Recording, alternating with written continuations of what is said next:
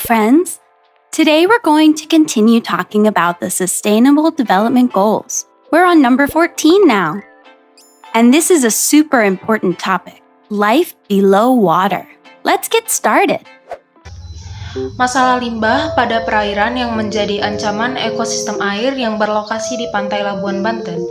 Solusi yang dapat diterapkan yaitu dengan dilakukannya cara filter atau penyaringan seperti sistem RAS atau bisa dengan cara sederhana yang kami temukan dengan menggunakan kapur dolomit dan garam krosok. Untuk cara kerja sistem RAS memiliki 4 tahap. Yang pertama, sirkulasi air. Air dalam kolam budidaya dikendalikan dan disirkulasikan melalui sistem RAS. Air dalam kolam dipompa ke sistem filtrasi untuk membersihkan dan menghilangkan limbah organik dan partikel lainnya.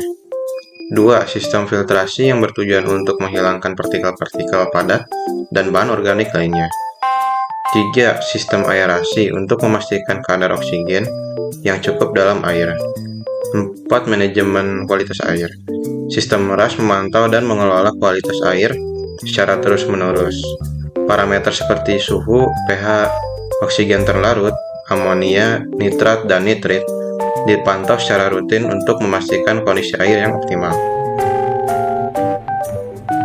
Perkiraan waktu pembuatan Recirculating Aquaculture System atau RAS biasanya berkisar antara beberapa bulan hingga beberapa tahun, tergantung pada skala dan kompleksitas proyek. Proses ini melibatkan desain, pembuatan peralatan, instalasi serta uji coba dan penyesuaian sistem. Implementasi sistem RAS. Yang pertama yaitu desain sistem. Rencanakan tata letak dan desain sistem RAS sesuai dengan jenis ikan atau organisme aquaculture yang akan dibudidayakan. Tentukan kapasitas sistem dan komponen yang diperlukan. Yang kedua, pemilihan lokasi. Pilih lokasi yang memenuhi persyaratan untuk operasi RAS, termasuk ketersediaan air dan energi, aksesibilitas, dan faktor lingkungan lainnya. Yang ketiga, ada peralatan. Pilih peralatan seperti tangki, filter pompa, aerator, dan sistem kontrol otomatis sesuai dengan kebutuhan sistem RAS Anda. Yang keempat, ada siklus air. Rencanakan siklus air dengan hati-hati untuk memastikan bahwa air dapat didaur ulang secara efektif dan berkualitas baik. Gunakan filter mekanis dan biologis untuk menghilangkan zat padat dan mengontrol parameter air. Yang kelima, ada pengelolaan kualitas air. Monitor dan kelola parameter kualitas air seperti suhu, oksigen terlarut, pH, amonia, dan nitrat. Yang keenam, ada keamanan dan biosecurity.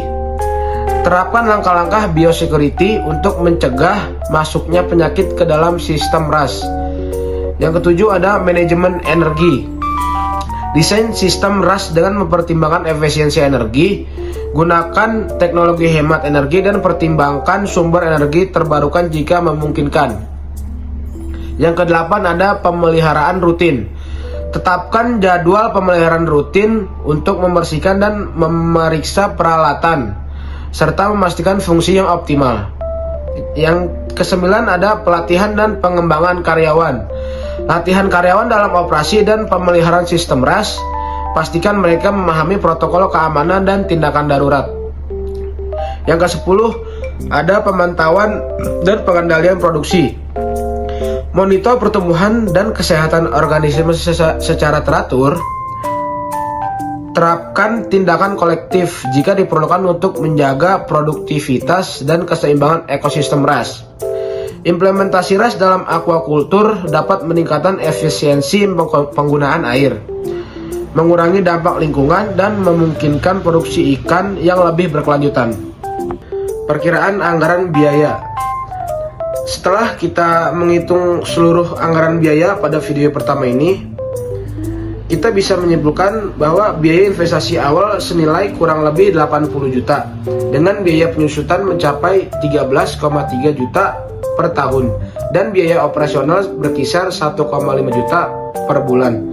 Maka setidaknya akan diraup pendapatan kotor hingga 100 juta per tahun atau lebih dari 8 juta per bulan.